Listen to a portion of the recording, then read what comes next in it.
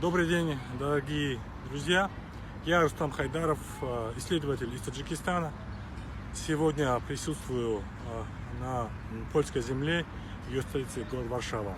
Как вы знаете, с 16 по 26 сентября здесь пройдет заседание Бюро по правам человека и соблюдению законности. И я, как активный член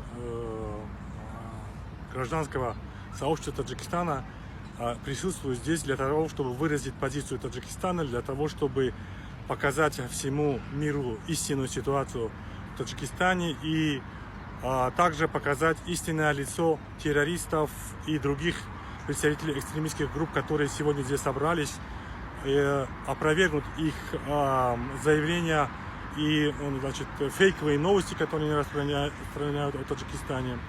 И сегодня я был свидетелем заседаний этих таджикских террористических экстремистских групп, где они в очередной раз призывали народ к войне, очерняли наше руководство, выступали против своих соотечественников.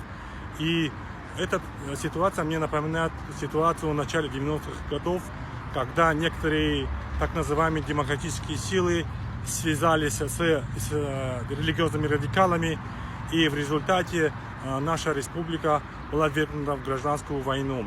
Та же ситуация повторяется сейчас. Здесь они собрались под знаменем террористической организации, которая именуется Исламская партия Возрождения, и снова хотят повторить ситуацию, которую они сделали в начале 90-х годов. Но мы хотим сказать, что активное гражданское сообщество Таджикистана против идеологии этих террористических экстремистских групп. И мы, как истинные патриоты нашей Родины, будем давать отпор всяким инсценациям и всякого рода провокациям, которые сейчас хотят организовать эти террористические группы в Варшаве. И мировое сообщество должно понять, что в Таджикистане именно население поддерживает свое правительство, поддерживает своего президента.